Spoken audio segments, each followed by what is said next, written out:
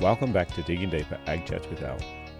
In this episode, we're joined once again by vet Chelsea Hare from Herd Solutions, back for her third appearance.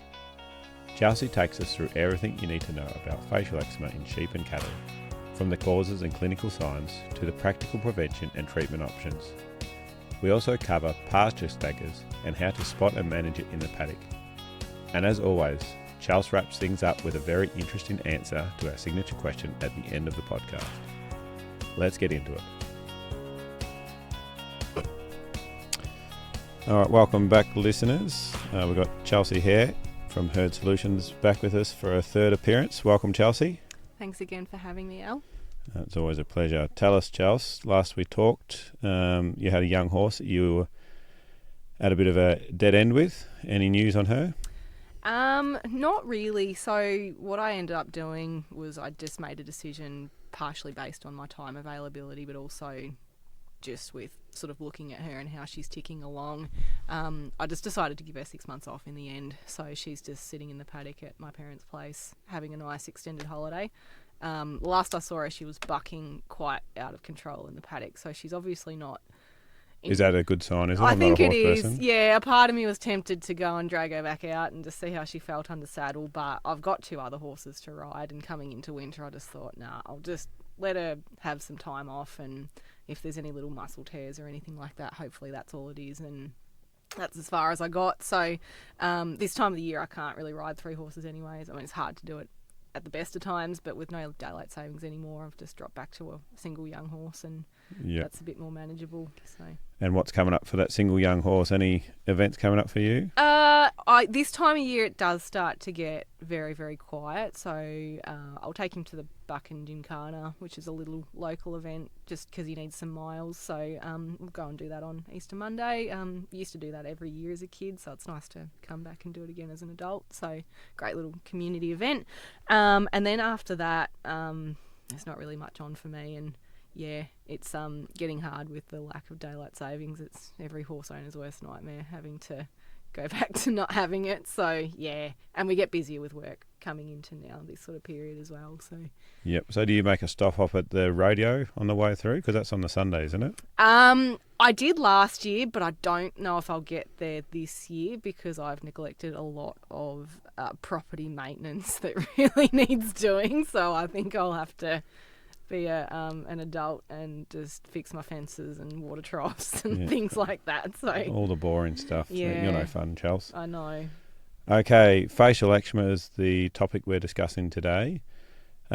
Very quickly, can you just walk us through what is facial eczema in the livestock and why is it a significant issue for both the sheep and the cattle? Yeah, sure. So facial eczema, it's caused by a toxin called sporidesmin, which is produced by a fungus that likes to inhabit a lot of pasture grass species. So the fungus is called Pithomyces shiratum, and I will refer to it from here on in as the fungus because I don't want to have to say that again.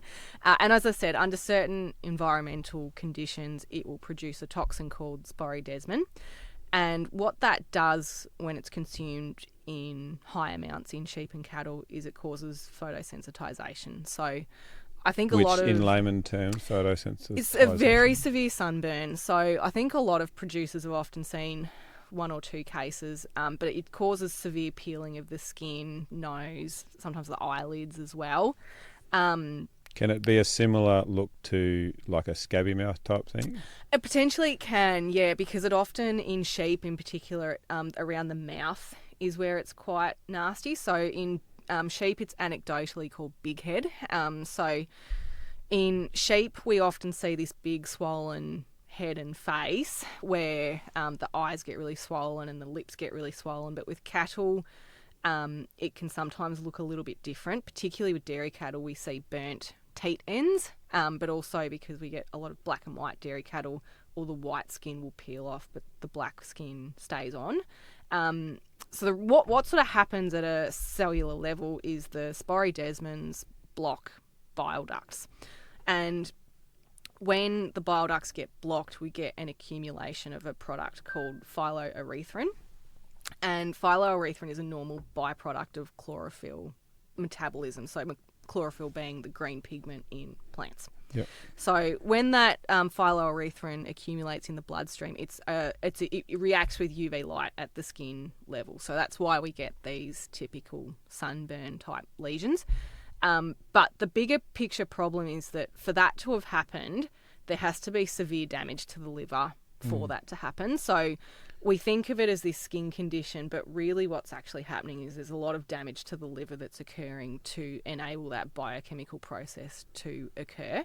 And I'm assuming once that damage has happened, there's no ability to heal itself, that liver? No. So the bile ducts are often scarred once they've been occluded in that manner from those toxins. And the animals can recover, but especially with sheep, the problem we have is that once those bile ducts are all scarred over, the following season when we get another facial eczema challenge, those sheep are more susceptible than they were the year before, and they will require less toxin to get the same degree of clinical disease. Yep. So you mentioned some of the real clinical signs. Are there some subclinical when we're starting to see a bit of pressure, but not quite all that sunburning? Yeah, often what we might see is animals that are just really irritated. So sometimes people might think they're just really impacted by the flies because they're kicking at the ground and their skin's shivering. And there's also a lot of shade-seeking behaviour because their skin is tingling, but it's not necessarily burning off. But also we can just get those subclinical losses with, just reduced weight gain in growing stock, reduced fertility and fecundity in sheep, and other low-grade production type losses that we can sometimes attribute to facial eczema as well. Yep. So we've figured out what it is, but what are the environmental or pasture conditions that, because it's not always around, is it? No, well, the fungus is always on the plant, yep. But it takes certain environmental conditions for the fungus to start producing those toxins. So typically we need overnight lows of a minimum of 12 to 13 degrees.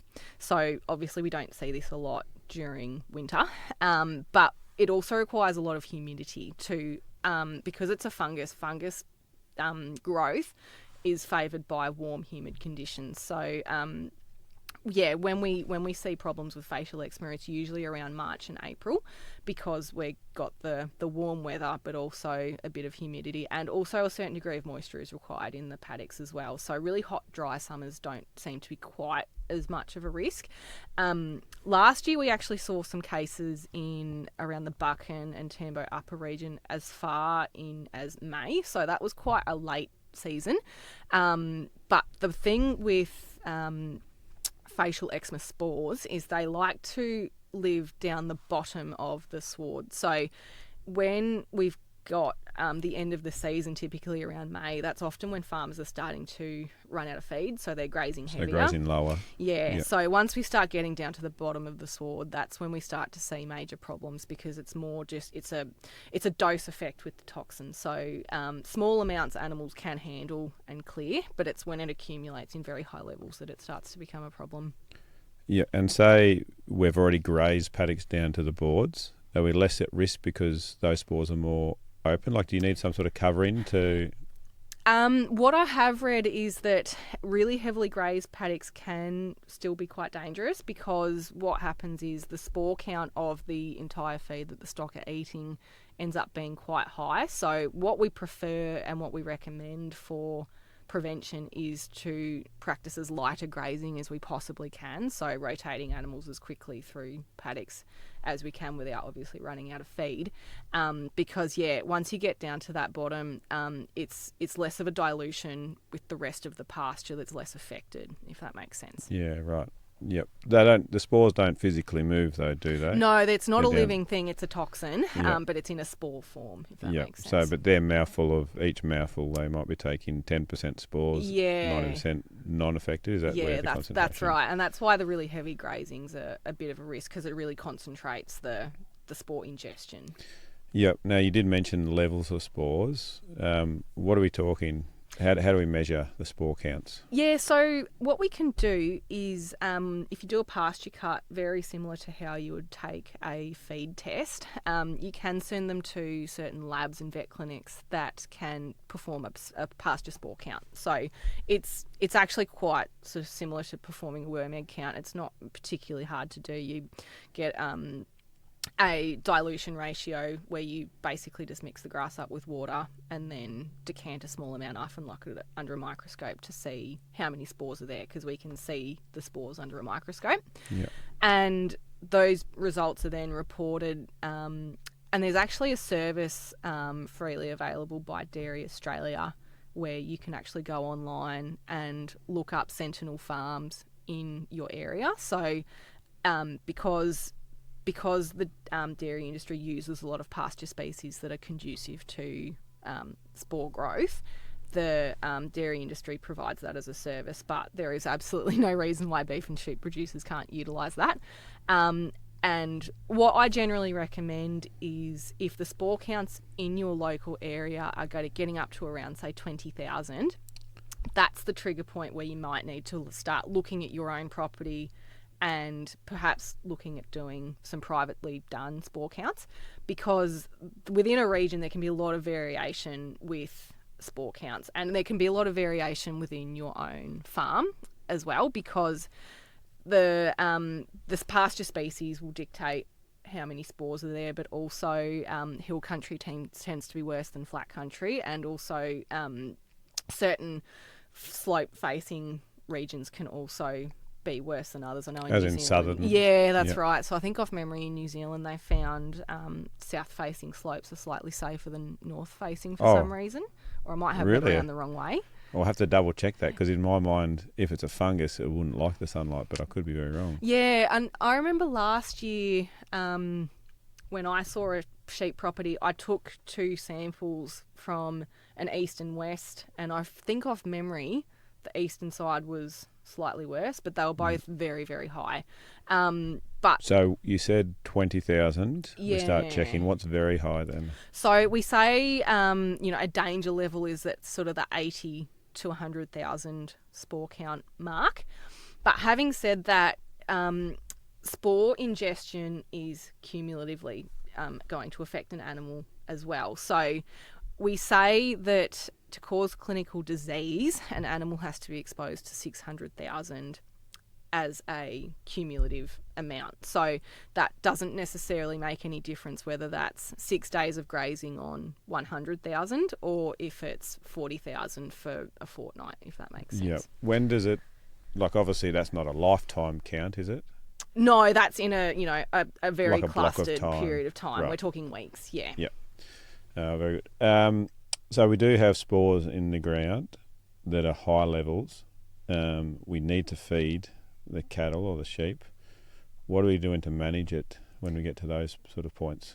Yeah, so the first thing you can do, regardless of whether there's spores there or not, is obviously supplementary feeding can reduce the risk to just dilute the consumption of spores with other feedstuffs. So that's the first thing.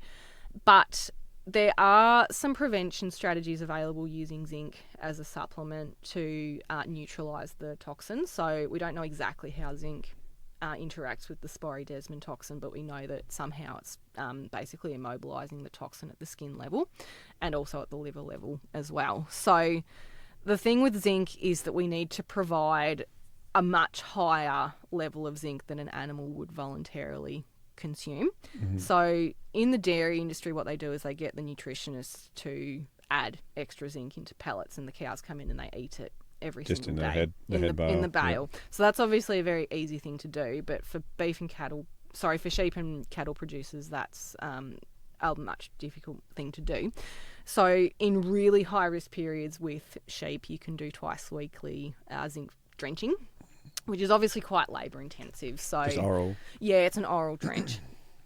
In cattle, we can get special use permits for zinc rumen boluses. So it's no different to putting a trace mineral block down the throat. Yeah. Now, I heard also there are some sort of venturi type systems into water troughs? Yeah, you can do that for cattle, is my understanding, but sheep don't physically drink enough to consume an adequate amount of zinc. So, yes, that is an option for cattle, but for sheep, unfortunately, it's not.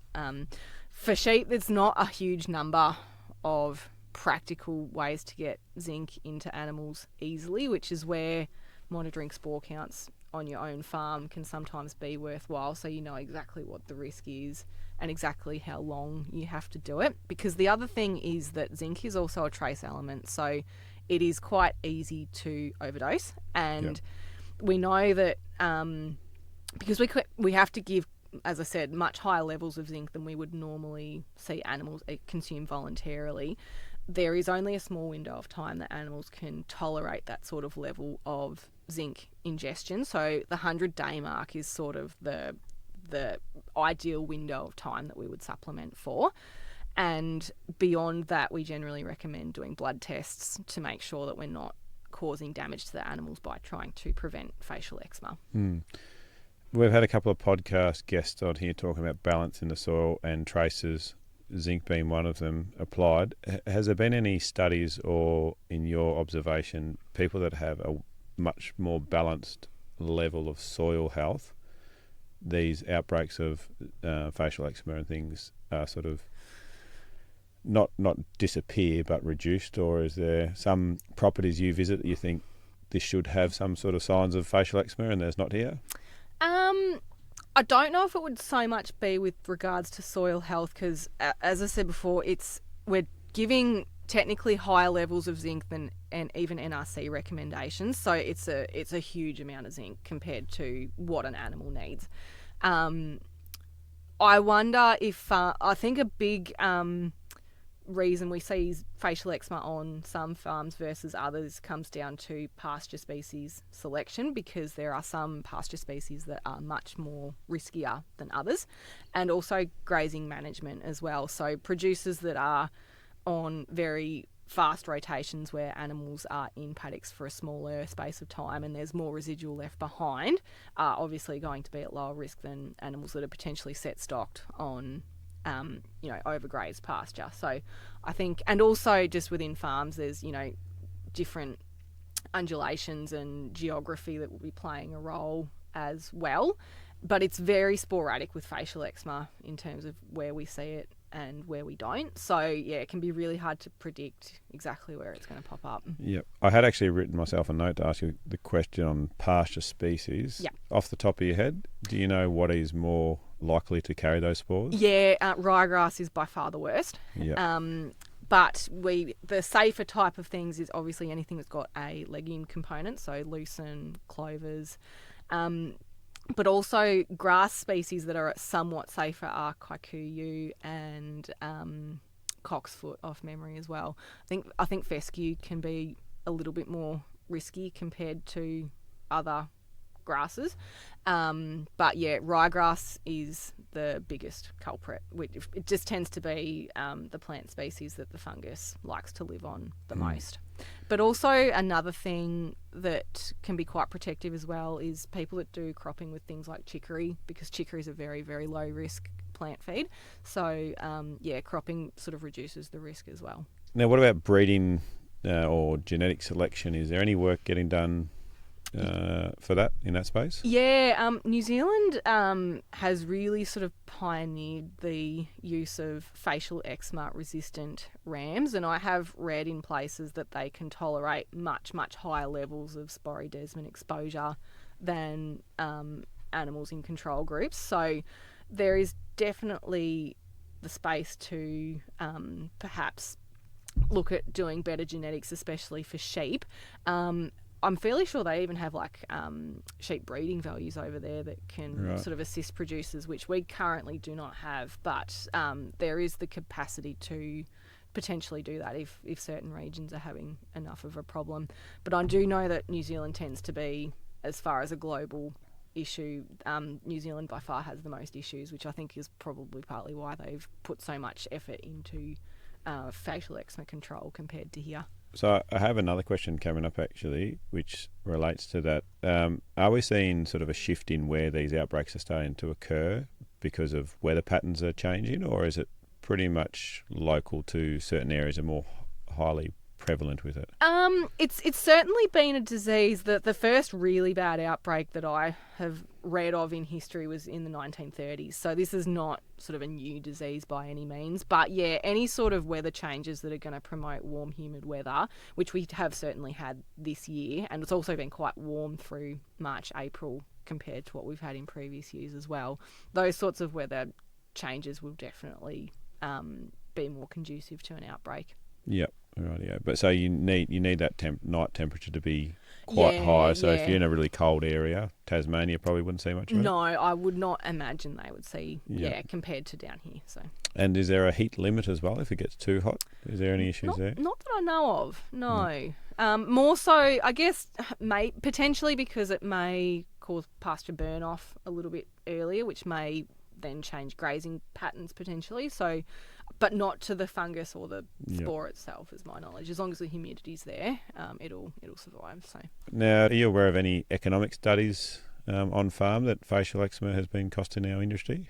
Yeah, I know New Zealand have done some data that have definitely shown, reduced weight gains, fertility, fecundity, and higher risk of culling are all going to be risks with subclinical exposure.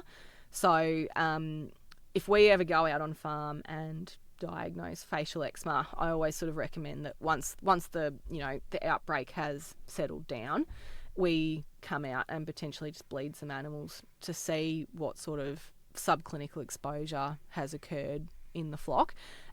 Because if there's chronic liver damage, sometimes the most economical thing to do is to actually cull those animals before they So before they serious. get it again. Yeah, it can be, because the problem is that if you get a really bad season the following year, those animals are going to be predisposed to getting it again and potentially get it even worse than they did previously. So they might get it in a subclinical sense the first year, but if we have severe weather conditions the following year, they're already on the backward step towards getting it a second time. So. Yep, and I'll assume that the productivity for that life of that animal will be reduced regardless of... Yeah, that's right. So I know New Zealand have got some data that would say that, overall the lifetime productivity of particularly clinically affected animals, but also the subclinically affected ones is lifelong. So. Yep. Now, is any, just thinking here out loud, younger or older stock are any more predisposed to effects, or is it? I would say just smaller stock. So younger stock are more predisposed, and also that's why sheep are more susceptible than cattle as well, is because it's a dose per kilo of body weight type thing, and also because sheep will graze closer to the ground than cattle as well. We do see smaller sheep are going to, just on a body weight to exposure ratio, be more susceptible. And I think I read somewhere it'll put a complete break in your merino wool as well. Yeah, interesting.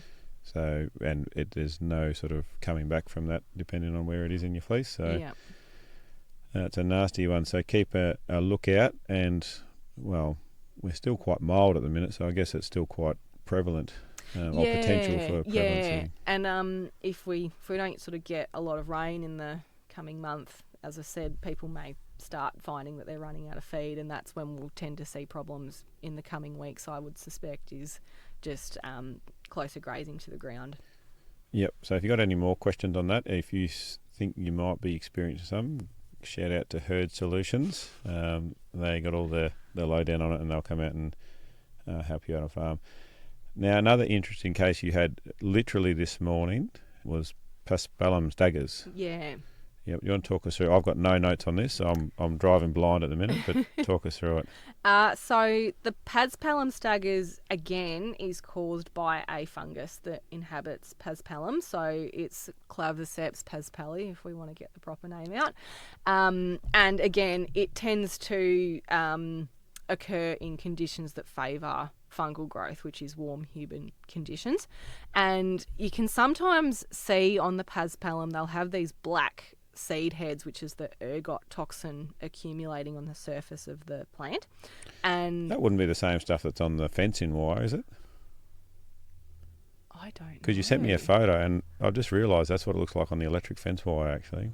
Anyway, sorry, go on. Interesting. Yeah. I don't know. But yeah, apparently cattle can sort of consume these fungus-infested Pas Palam and actually develop a bit of a taste for it. So Pas Palam staggers causes, as the name suggests, a staggering type appearance, but it can get so severe that, you know, they can appear like they're having seizures and, you know, crash violently into fences and things like that. The disease itself is quite self-limiting, but often animals will die because of misadventure, because they just can't control themselves, and also because there's a lot of muscle tremors.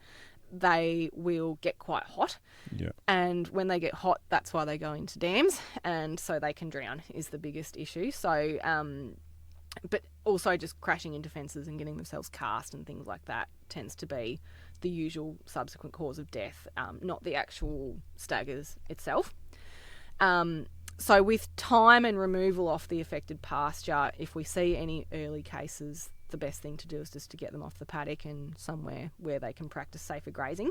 But also fencing dams and things like that so that they don't end up in any sort of dangerous position. Yeah. So there's no drenching or minerals or anything for it? It's literally no, just there's no them. treatment, and often with really bad cases, trying to muster them can actually make them worse. So we often, before people go trying to yard it for us to come out and have a look at them, actually get us to send us a video of what the animal's doing, because if we're suspicious that that's what it is, sometimes yarding them can actually make it worse because you stress them and they actually get more clinically affected just from the stress. So sometimes it's better just to actually leave them alone. So yeah, and just open a gate and wait for them to walk through maybe or something. Yeah, like that. and just keep them all together with their friends so there's no stress of isolation and things like that, and hope that they sort of find their way into the next paddock as slowly as possible.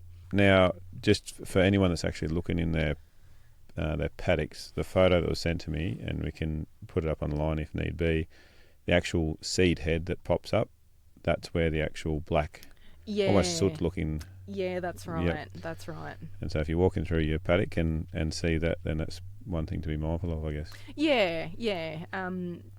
And certainly it seems to have been a really good season for Pas Palam as well. I seem to sort of see it popping up more and more. So.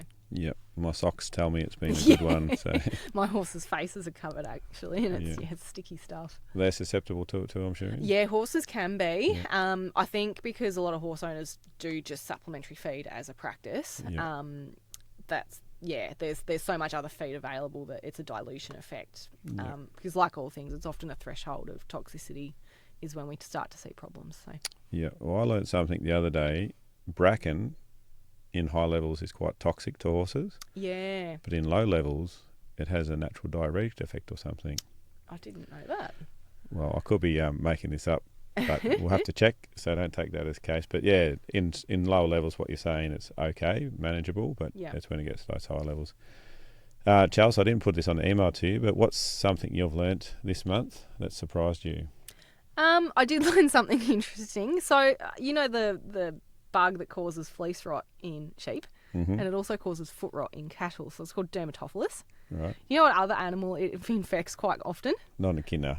Crocodiles. Crocodiles? Yeah. It causes like some spot disease on the surface of crocodiles, and apparently in crocodile farms it's really disastrous for the skin that they harvest. Or multi-talented bug. Yeah. So it's I think. Do you know what the name is? It's called dermatophilus. The bug is? Yeah. Dermatophilus. There you go, everyone. Multitasking dermatophilus bug. All right, Chels, thanks very much. Enjoy the Easter break. Don't garden too long. Enjoy the Buchan Gymkhana. Will do. Thanks, Al.